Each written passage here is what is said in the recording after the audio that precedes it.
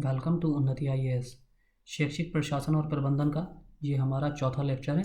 इस लेक्चर में हम देखेंगे Indian council of social science research, भारतीय सामाजिक विज्ञान अनुसंधान परिषद।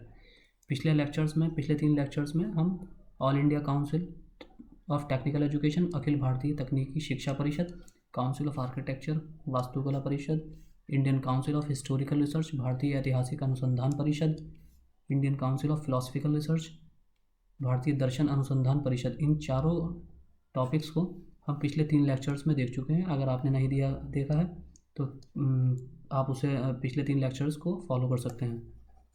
आज हम देखेंगे भारतीय सामाजिक विज्ञान अनुसंधान परिषद के बारे में। इस परिषद की स्थापना 1969 में भारत सरकार द्वारा देश में सामाजिक विज्ञान में अनुसंधान को बढ़ावा देने के लिए की गई थी, यानी कि सोशल साइंस में रिसर्च को बढ़ावा देने के लिए।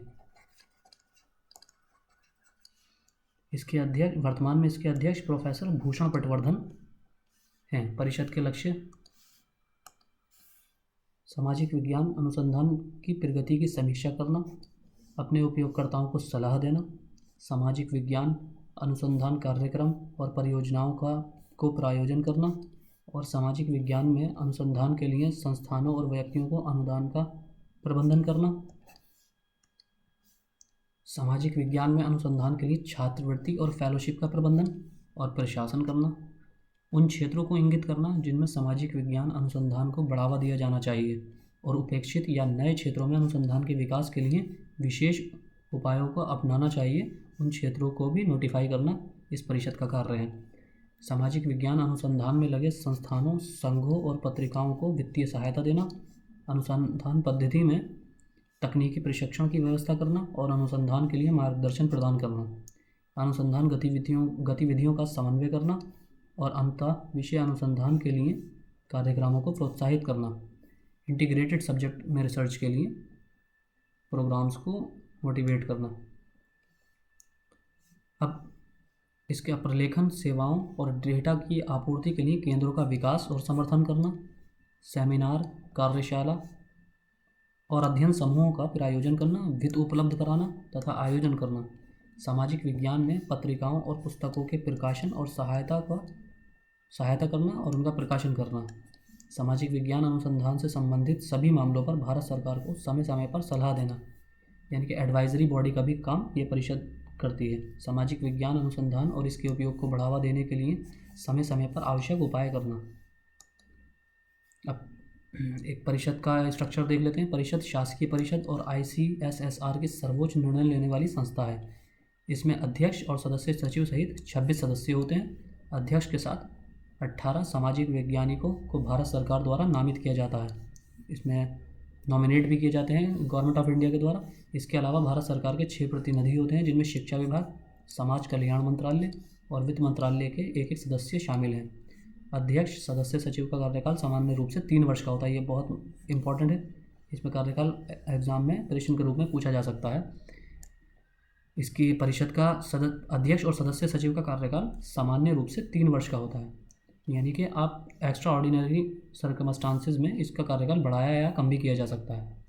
इस तरह अन्य सभी नामितों के कार्यकाल आमतौर पर 3 साल का ही होता है। मेमोरेंडम ऑफ एसोसिएशन के अनुसार परिषद की बैठक ऐसे समय में आयोजित की जानी चाहिए जैसा कि अध्यक्ष द्वारा निर्धारित किया जा सकता है, यानी कि इसकी बैठक अध्यक्ष के तय किए हुए समय अनुसार ही होती है। जब भी वो उचित समझे सामान्य आम बैठक, जनरल मीटिंग बुला सकते हैं। हालांकि परिषद को हर साल कम से कम 2 सामान्य बैठकें आयोजित करनी चाहिए, यानी कि साल में कम से कम 2 जनरल मीटिंग करने का प्रावधान है।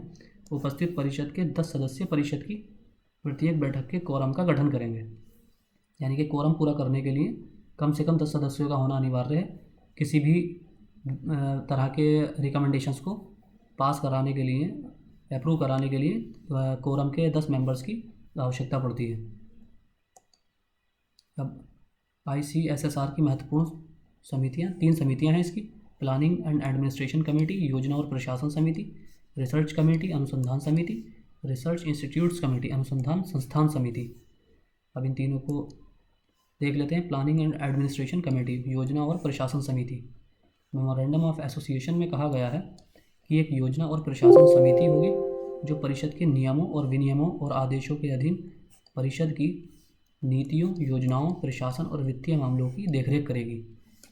इस योजना और प्रशासन समिति में अध्यक्ष, सदस्य सचिव तथा कम से कम 5 और अधिक से अधिक 9 सदस्य होते हैं, जिन्हें वार्षिक आम बैठक में परिषद द्वारा नियुक्त किया जाता है। समिति का कार्यकाल वार्षिक आम बैठक की तारीख से 1 वर्ष का होगा। हालांकि एक बार गठित होने वाली समिति तब तक अपने पद पर बनी रहेगी जब तक एक और पीएससी का गठन, एक और योजना और प्रशासन समिति का गठन नहीं हो जाता। तो यानी कि ये नई समिति बनने तक पुरानी समिति ही कार्य करती रहेगी। अधिवेशन द्वारा भारत सरकार के शिक्षा और वित्त विभाग में के प्रतिनिधियों को हमेशा पीएससी में नियुक्त किया जाता है। ये कन्वेंशन बनी हुई है कि मिनिस्ट्री ऑफ एजुकेशन और फिनेंस डिपार्टमेंट के जो रिप्रेजेंटेटिव होते हैं ये योजना और प्रशासन समिति में हमेशा नियुक्त किए जाते हैं। समिति की बैठक की अध्यक्षता अध्यक्ष द्वारा की जाएगी और उनकी अनुपस्थिति में बैठक में उपस्थित सदस्यों में से चुने गए सदस्य द्वारा बैठक की अध्यक्षता की जाएगी।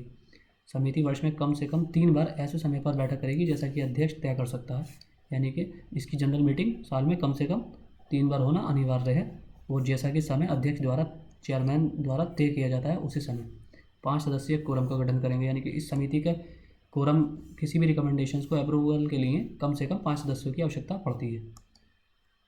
रिसर्च कमेटी परिषद की अनुसंधान समिति परिषद को प्रस्तुत वित्तीय सहायता और नियमों और विनियमों और आदेशों के अधीन परिषद द्वारा प्रस्तुत वित्तीय सहायता के लिए अनुसंधान परियोजनाओं और अन्य अनुसंधान प्रस्तावों को अनुदान की मंजूरी की जांच करेगी। समिति में अध्यक्ष, सदस्य सचिव तथा कम से कम 5 या अधिक से अधिक 12 सदस्य होते हैं, जो वार्षिक आम बैठक में परिषद द्वारा नियुक्त किए जाते हैं।